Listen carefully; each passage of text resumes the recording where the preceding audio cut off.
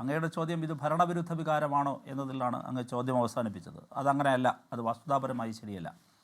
മറ്റൊന്ന്, ഓരോ തിരഞ്ഞെടുപ്പ് വിജയവും പരാജയവും ഞങ്ങൾ ഇടതുപക്ഷത്തെ സംബന്ധിച്ച് അത് അമിതമായി ആഹ്ലാദിക്കുകയോ അമിതമായി ദുഃഖിക്കുകയോ ചെയ്യേണ്ട സന്ദർഭങ്ങളല്ല. മറിച്ച് ഓരോന്നിൽ നിന്നും ഞങ്ങൾ തിരുത്തേണ്ടതുണ്ടെങ്കിൽ തിരുത്താൻ എന്താണ് പഠിക്കേണ്ടത്, എന്താണ് വിജയത്തിൽ നിന്നും പരാജയത്തിൽ നിന്നുമെല്ലാം തന്നെ ഞങ്ങൾ ഊർജ്ജം സ്വീകരിക്കുക. ഇതും അങ്ങനെ തന്നെയാണ്. ഈ നിമിഷം ഈ 24-ൻ്റെ പ്രേക്ഷകരായിരിക്കുന്ന ലക്ഷോപലക്ഷം വരുന്ന പ്രേക്ഷകരോട് ഞങ്ങൾക്ക് പറയാനുള്ളത്, നിങ്ങൾ എത്ര പേർ ഞങ്ങൾക്ക് വോട്ട് ചെയ്തു എന്നറിയില്ല, പക്ഷേ വോട്ട് ചെയ്തവരോടും ചെയ്യാത്തവരോടുമെല്ലാം ഒരു കാര്യം ഉറപ്പ് പറയാനുള്ളത്, പൊതുപ്രവർത്തകരായി നിങ്ങളുടെ സേവകരായി ഈ സമൂഹത്തിൽ ഇടതുപക്ഷ ജനാധിപത്യ മുന്നണിയുടെ പ്രവർത്തകർ, CPIMൻ്റെ പ്രവർത്തകർ എപ്പോഴും ഉണ്ടാകും. ഇനിയുള്ള മണിക്കൂറുകളിലും ഉണ്ടാകും. അത് ഏത് ദുർഘട ഘട്ടത്തിലും ഉണ്ടാകും, എല്ലാ സന്ദർഭങ്ങളിലും ഉണ്ടാകും. ഞങ്ങളെ സംബന്ധിച്ച് ജനങ്ങളാണ് എല്ലായ്പ്പോഴും ഞങ്ങൾക്ക് സംരക്ഷണം ഒരുക്കിയിട്ടുള്ളത്. ജനങ്ങൾ ഞങ്ങളെ ശാസിച്ചിട്ടുണ്ട്, ശകാരിച്ചിട്ടുണ്ട്. ഞങ്ങൾ ഇതിനെ ഒരു ശാസനയായോ ശകാരമായോ കാണുന്നു. തീർച്ചയായും ആ ജനങ്ങളിൽ നിന്ന് ജനങ്ങളോട് സംസാരിച്ച് ജനങ്ങളോട് കൂടുതൽ ഇടപെട്ട് കൂടുതൽ എന്തെല്ലാം കാര്യങ്ങൾ തിരുത്തണമെങ്കിലും തിരുത്തി കൂടുതൽ ശക്തമായി തിരിച്ചു വരാനുള്ള ആത്മവിശ്വാസവും സംഘടനാശേഷിയും ഇടതുപക്ഷ ജനാധിപത്യ മുന്നണിക്കുണ്ട്, CPIMനുണ്ട്. ഞങ്ങളത് ശക്തമായി തിരിച്ചു വരികയും ചെയ്യും. സാധാരണ നിലയിൽ ഇപ്പോൾ താങ്കൾ പറഞ്ഞു, തെരഞ്ഞെടുപ്പാകുമ്പോൾ സ്വാഭാവികമാണ് മുന്നണികൾക്കും രാഷ്ട്രീയ പാർട്ടികൾക്കും പരാജയങ്ങൾ ഉണ്ടാകുന്നത്, വിജയങ്ങൾ ഉണ്ടാകുന്നത്. ഇതൊക്കെ വളരെ ആപേക്ഷികമായി സംഭവിക്കുന്ന കാര്യങ്ങൾ കൂടിയാണ്. അത്രയും ഭാഗം ശരി. പക്ഷേ ഇപ്പോൾ അല്പം മുൻപ് CPIMൻ്റെ അഖിലേന്ത്യാ ജനറൽ സെക്രട്ടറി MA ബേബി സംസാരിച്ചപ്പോൾ പറഞ്ഞത്, ഇതിൽ ആത്മപരിശോധന നടത്തേണ്ടത് പാർട്ടിക്ക് നടത്തണം, മുന്നണി നടത്തണം, സർക്കാർ നടത്തണം എന്നാണ്. ഇപ്പോൾ ഇതൊരു രാഷ്ട്രീയ വിശകലനത്തിനുള്ള സമയമാണല്ലോ. കാരണം തെരഞ്ഞെടുപ്പ് ഫലം വന്നിരിക്കുന്നു, അപ്രതീക്ഷിതമായ തിരിച്ചടി ഇടതുമുന്നണിക്ക് സംഭവിച്ചിരിക്കുന്നു. അതും പ്രതീക്ഷിക്കാത്ത, അതായത് കഴിഞ്ഞ കാൽ നൂറ്റാണ്ടായി ഇടതുമുന്നണിയുടെ കോട്ടയായി നിന്ന കൊല്ലം കോർപ്പറേഷനിലൊക്കെ സംഭവിച്ചിരിക്കുന്ന തിരിച്ചടി, ഇടതുമുന്നണിയുടെ കോട്ടകൾ പലതും തകർന്നു വീഴുന്ന അനുഭവമാണ് ഇത്തവണ ഉണ്ടായിരിക്കുന്നത്. മാത്രമല്ല, തിരുവനന്തപുരം കോർപ്പറേഷനിൽ BJP ഒരു വലിയ ശക്തിയായി വളർന്നു വരുമ്പോൾ അവിടെ വോട്ട് നഷ്ടം എന്നത് CPIMന് സംഭവിച്ചിരിക്കുന്ന ഒരു കാര്യം കൂടിയാണ്. ഇത് വളരെ കാര്യമായ രീതിയിൽ പരിശോധിക്കപ്പെടേണ്ട ഒരു അവസ്ഥയാണല്ലോ. അതായത് രാഷ്ട്രീയ വിശകലനം ആവശ്യമായ സമയമാണ്.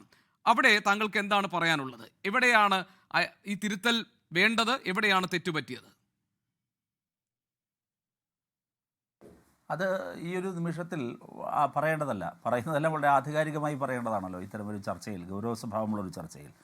തീർച്ചയായും അത് ഞങ്ങളുടെ പാർട്ടിക്കകത്ത് ഞങ്ങൾ പരിശോധിക്കും. പിന്നെ ചില സ്ഥലങ്ങളിൽ ഞങ്ങൾക്ക് നേട്ടമുണ്ടായിട്ടുണ്ട്, ചില സ്ഥലത്ത് പരാജയമുണ്ടായിട്ടുണ്ട്, ചില സ്ഥലത്ത് BJPക്ക് നേട്ടമുണ്ടായിട്ടുണ്ട്. ഇതിൽ മൂന്നാമത് പറഞ്ഞ BJPക്ക് നേട്ടമുണ്ടായ സ്ഥലങ്ങൾ പ്രത്യേകമായി പരിശോധിക്കും. അത് എന്തുകൊണ്ടാണ് മുന്നേറ്റമുണ്ടായവർക്ക്, എവിടെയാണ് ഞങ്ങൾക്കവിടെ പിഴച്ചത് എന്നതിനെ സംബന്ധിച്ച് വളരെ കൃത്യമായി ഞങ്ങളിവിടെ പരിശോധിക്കും. ഒരു ഇടതുപക്ഷ ജനാധിപത്യ പാർട്ടി എന്നുള്ള നിലയിൽ CPIMനും അതോടൊപ്പം തന്നെ ഇടതുപക്ഷ മുന്നണിക്കും അതിൽ പ്രത്യേകമായ രാഷ്ട്രീയ ബാധ്യതയുണ്ട്. ഞങ്ങളത് ചെയ്യും.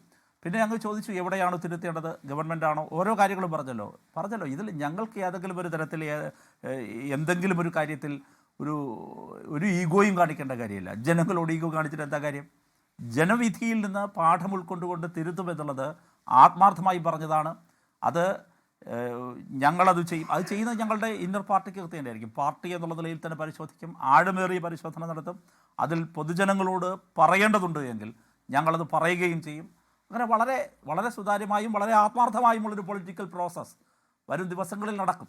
അത് വളരെ ഗൗരവമായി തന്നെ നടക്കും എന്ന് തന്നെയാണ് പാർട്ടിയുടെ ജനറൽ സെക്രട്ടറി പറഞ്ഞത്. തീർച്ചയായിട്ടും അതുണ്ടാകും. ശരി, അത് വളരെ കാര്യമാത്ര പ്രസക്തിയോടുകൂടി പരിശോധിച്ചു ഞങ്ങളത് ചെയ്യും. അതിനിടയിലാണ് ഞാൻ പറഞ്ഞത്, ഞങ്ങൾ ഓരോ ജനവിധിയെയും കാണുന്നത് അതിൻ്റെതായ ഗൗരവത്തോടു കൂടിയാണ്. വിജയമാണേലും ശരി, പരാജയമാണേലും ശരി.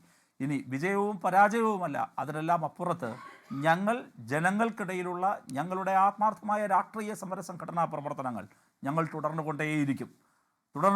എല്ലാ അർത്ഥത്തിലും തുടർന്നുകൊണ്ടേയിരിക്കും. അത് ഒരു നിമിഷം പോലും ഞങ്ങളെ ഈ പരാജയം അക്കാര്യത്തിൽ തളർത്തില്ല എന്നാണ് ജനങ്ങളോട് ഞങ്ങൾക്ക് പറയാനുള്ളത്. അത് ഞങ്ങൾക്ക് വോട്ട് ചെയ്തവരോടും വോട്ട് ചെയ്യാത്തവരോടും എല്ലാവരോടും ഞങ്ങൾ ഒരേ തരത്തിൽ പറയുന്നതാണ്. പിന്നെ ഈ വിജയത്തിലേക്ക് ഈ കഠിനമായ രാഷ്ട്രീയ പരീക്ഷണത്തിൽ പ്രവർത്തിച്ച ഇടതുപക്ഷ ജനാധിപത്യ മുന്നണിയുടെ പ്രവർത്തകരുണ്ട്, DYFIയുടെ പ്രവർത്തകരുണ്ട്. അങ്ങനെ മുഴുവൻ പേരോടും, ഞങ്ങളെ പിന്തുണച്ചവരുണ്ട്, ഞങ്ങളോട് ചേർന്ന് നിന്നവരുണ്ട്, ചേർത്ത് നിർത്തിയവരുണ്ട്, മുഴുവൻ പേരോടുമുള്ള നന്ദി രേഖപ്പെടുത്തുകയാണ്. അങ്ങനെ ഞങ്ങൾക്ക് വോട്ട് ചെയ്തവരോട് നന്ദി രേഖപ്പെടുത്തുന്നു. ഞങ്ങളുടെ പ്രവർത്തകരോട് ഏറ്റവും അഗാധമായി, നിങ്ങൾ ആലോചിക്കേണ്ടത്, വലിയ പണത്തിൻ്റെ തള്ളിച്ചയായിരുന്നു. BJP ഒരു വശത്ത് പണത്തിൻ്റെ തള്ളിച്ചയൊരുക്കുന്നു, കോൺഗ്രസ്. ഇതിനിടയിൽ ഞങ്ങളെടുത്തൊരു എഫേർട്ടുണ്ട്. ഞങ്ങളുടെ പ്രവർത്തകരെല്ലാം സ്വന്തം നിലയ്ക്ക് പണം കണ്ടെത്തിയും പണം സമാഹരിച്ചും അധ്വാനിച്ചും വിയർപ്പൊഴുക്കിയും ഒക്കെയാണ് ഈ കഴിഞ്ഞ മണിക്കൂറുകളിൽ ഒക്കെ വർക്ക് ചെയ്തത്. അപ്പോൾ വോട്ടെണ്ണൽ കേന്ദ്രത്തിൽ എത്തുന്നത് വരെ അവരുടെ അടുത്തൊരു എഫർട്ടുണ്ട്, സ്വന്തം അധ്വാനം മാറ്റിവെച്ച് ചെയ്ത ആ പ്രവർത്തകരാണ്, അല്ലെങ്കിൽ ആ സഖാക്കളാണ് ഇടതുപക്ഷത്തിൻ്റെ ശക്തി. അതിൽ ഒരാളുടെയും ആത്മവിശ്വാസം ഈ നിമിഷം ചോർന്നു പോകുന്നില്ല. ഞങ്ങൾക്ക് വർദ്ധിത വീര്യത്തോടു കൂടി ഞാൻ കുറച്ചുകൂടി പൊളിറ്റിക്കലായിട്ടുള്ള ചില കാര്യങ്ങൾ കൂടി പരിശോധിക്കാനുണ്ട്. ശ്രീ റഹീം, അതായത് ഇടതുപക്ഷത്തോടൊപ്പം സ്ഥിരമായി നിന്നിരുന്ന ഇടതുപക്ഷത്തിന് വോട്ട് ചെയ്തിരുന്ന വിഭാഗത്തിൽ വിള്ളലുണ്ടായിട്ടുണ്ടോ, ഏതൊക്കെ പക്ഷമാണ് അല്ലെങ്കിൽ ഏതൊക്കെ വിഭാഗങ്ങളാണ് ഇത്തവണ ഇടതുപക്ഷത്തിൽ നിന്ന് മാറിപ്പോയത് തുടങ്ങിയ കാര്യങ്ങളൊക്കെ സൂക്ഷ്മമായ വിശകലനങ്ങൾക്ക് വിധേയമാക്കേണ്ടതാണ്.